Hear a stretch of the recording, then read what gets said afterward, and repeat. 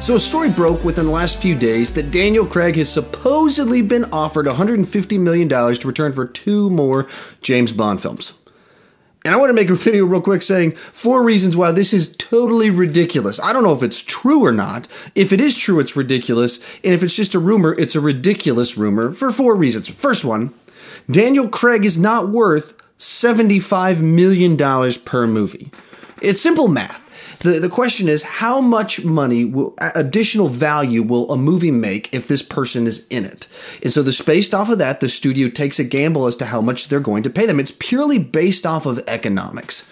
And if they think this movie will make $75 million more if Daniel Craig's in it versus hiring me, then they'll put Daniel Craig in it. If they think that they can get Idris Elba for $5 million, they think, is this shift going to adjust it by $70 million? The simple fact of the matter is they're not going to make a guaranteed $75 million more per film by having Daniel Craig in these movies. He is not economically worth that much more. The financial risk they take by paying him that amount up front is not worth it. The risk is far too high because he is not worth it. No one is worth that amount of money. And certainly recent years and watching how movies with big, gigantic stars are not making a ton of money like they used to demonstrate that you don't pay anyone that amount of money for a role because they're not worth the risk. Second problem is Daniel Craig's era is kind of peaked already with Skyfall. So it started strong with Casino Royale, and then it dips down really low with Quantum of Solace, then it goes back up for Skyfall, and then it's dipped again with Spectre.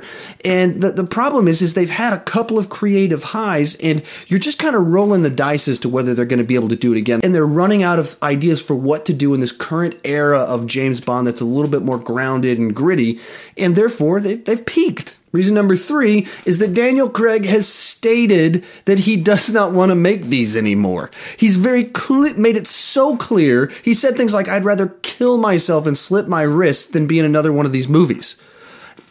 Now, was he speaking in hyperbole? Were his comments taken out of context? Was this right after he finished filming Spectre? Sure.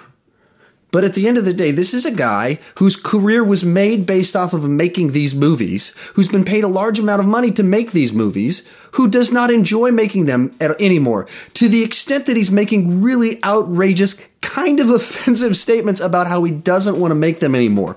So the idea that you would pay him, like that he wouldn't want to come back, and so let's give him truckloads of money just to get him to come back, is a terrible idea if you want a movie that's made by people that are passionate and grateful, that want this to be great, that are just so excited about the opportunity. No, he's had a shot. He's made some great Bond movies, and now he's kind of saying not so great things about it.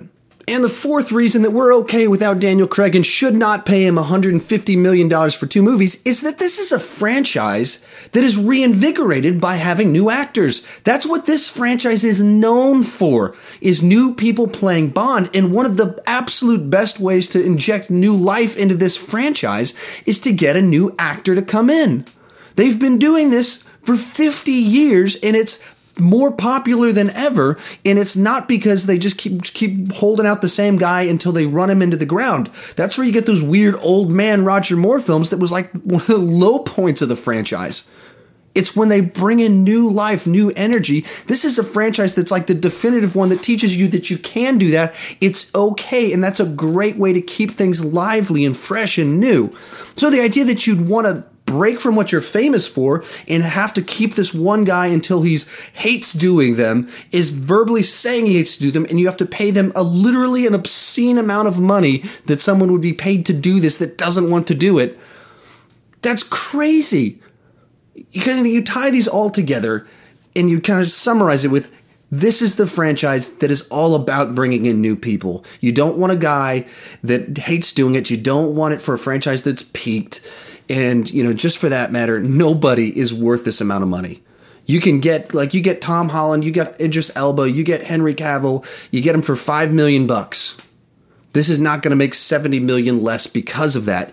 It might make a little bit more because there's a spark of the novelty of someone new, so they want to check it out. This is not a series that you do stuff like this with.